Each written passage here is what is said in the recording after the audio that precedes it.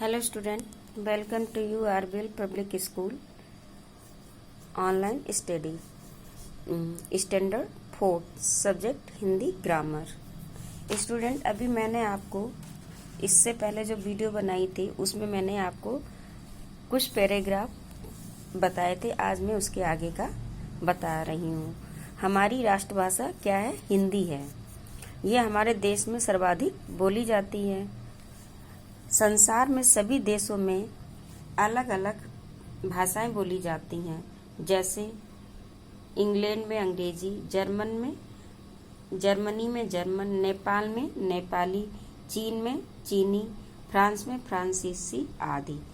अब क्या है, अंग्रेजी भाषा को अंतर्राष्ट्रीय भाषा माना जाता है क्योंकि यह संसार के लगभग सभी देशों में बोली और समझी जाती है। अब आइए आप लिपि। प्रत्येक भाषा को लिखने का ढंग अलग होता है। भाषा को लिखते समय कुछ चिन्हों का प्रयोग किया जाता है जिन्हें लिपि कहते हैं। जैसे हम भाषा लिखते हैं उसमें विराम, अल्प विराम, पूर्ण विराम, क्वेश्चन मार्क, प्रश्नवाचक चिन्ह, इस तरीके के जो चिन्ह लगे होते हैं वो लिपि के लिए प्रयोग किए जाते हैं। उनके बारे में हम अलग अलग होते हैं, उसके बारे में हम आपको बताएंगे। प्रत्येक भाषा की अपनी लिपि होती है। हिंदी भाषा की लिपि देवनागरी है। कुछ अन्य भाषाएं तथा उनकी लिपियां इस प्रकार हैं। जैसे एक कॉलम में भाषा लिखा हुआ है, एक दूसरे कॉलम में लिपि लिखी है। तो संस्कृत की लिपि क्या है? देवनागरी। मराठी की देवनागरी, फ्रांसीसी की रोमन, उर्दू की फारसी, नेपाली की देवनागरी, अंग्रेजी की रोमन, जर्मन की रोमन, पंजाबी की गुरमुखी, अरबी की फारसी। अब ये आगे देखिए व्याकरण। दिए गए चित्रों को ध्यान से देखिए। इसमें नीचे लिखा है रिया सो रहे हैं। तो ये आपको बात कुछ अलग सा लग रहा है, अटपटा सा बोलने में। अब ये लड़के खेल रहा है, तो ये आप इसको कई शब्दों में लिखेंगे तो कैसे लिखेंगे आप? रिया सो रही है, ये वाक्य आपका सही हुआ है। लड़के खेल रहा है तो इसमें आप क्या लिखेंगे? लड़के खेल रहे हैं। ये आपका वाक्य बोलने में सही आया है। अब ये इसमें आप ये देखिए, ये वाक्य पढ़ने में तथा सुनने में कुछ अटपटे लगते हैं क्योंकि इनमें व्याकरण के नियमों का पालन या प्रयोग नहीं हुआ है। अब इन वाक्यों को पुनः देखिए। अब हमने जैसे आपको बताया था रिया सो रहा है, तो आप यहाँ पे लिखेंगे रिया सो रही है, लड़के खेल रहे हैं। व्याकरण वह शास्त्र है जिसके द्वारा हम किसी भाषा को शुद्ध रूप से बोलना, लिखना तथा पढ़ना सीखते हैं।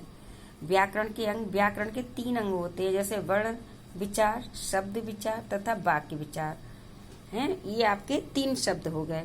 अब इसके बारे में भी हम आपको बताएंगे। अब ये जो नीचे आपके आंसर हम दे रखे हैं, आओ दोहराएं, ये मैं आपको कॉपी में अलग से बताऊंगी। अब आइए यहाँ पे लिखिए है लिखने का समय, यानी सही विकल्प। तो हम अपनी बात दूसरों को समझाते हैं तो क्या कहेंगे आप? बोलकर, पढ़कर और सुनकर, ये तीनों ही वाक्य सही हैं। तो बोलकर, सुनकर, पढ़कर, ये सही। तो आप सभी पर आप टिक लगाएंगे। और नंबर 2, हिंदी, मराठी, संस्कृत आदि की लिपि है देवनागरी है, तो आप देवनागरी पे टिक लगाएंगे। नंबर 3, भाषा को दोबारा रूप में बोलना, पढ़ना तथा लिखना सिखाता है, तो आप क्या लिखेंगे? व्याकरण। तो व्याकरण में आप टिक लगाएंगे। व्याकरण के कितने अंग हैं? तो आप लिखेंगे 3 पे टिक लगाएंगे। उचित शब्दों से रिक्त स्थानों की पूर्ति कीजिए। तो यहाँ पे गुरुमुखी, मौखिक रूप, अंग्रेजी, वर्ण संकेतिक। तो आप यहाँ पे लिखेंगे मौखिक रूप भाषा का वह रूप है जिसके द्वारा हम बोलकर या सुनकर अपनी बात दूसरों को समझाते हैं। मौखिक भाषा वो होती है जैसे हम बोलकर अपनी बात दूसरों को बताते हैं या समझाते हैं। नंबर 2, भाषा का सांकेतिक रूप मान्य नहीं है, यानी कि इशारे से हम कोई चीज़ इशारे से बोलते हैं तो वो मान्य नहीं है। नंबर 3, अंग्रेजी को अंतरराष्ट्रीय भाषा माना जाता है। नंबर 4, पंजाबी भाषा की लिपि गुरुमुखी है।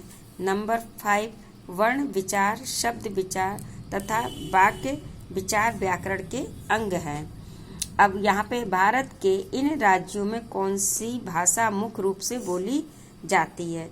तमिलनाडु में तमिल, केरल में मलयालम, आंध्र प्रदेश में तेलुगु, कश्मीर में कश्मीरी। ये आपकी जो भाषाएं बोली जाती है। जैसे कर्नाटक में कन्नड़, महाराष्ट्र में मराठी, पश्चिम बंगाल में बांग्ला, गुजरात में गुजराती, पंजाब में पंजाबी, उत्तर प्रदेश में हिंदी। इस तरीके से बोली जाती है। चित्रों को देखिए और भाषा का सही रूप लिखिए, ये आप करेंगे। और ये जो आपकी वर्ण पहेली बनी हुई है, इसमें आप इस तरीके से लाइन बना के इसको बताएंगे। तेलुगु है, तमिल है, मलयालम है, मराठी है, गुजराती है, पंजाबी है, ये आपको यहाँ पे लिखना है। स्टूडेंट, आप ये वर्क अपना कंप्लीट करके फिर हमें चेक कराएंगे। Okay student.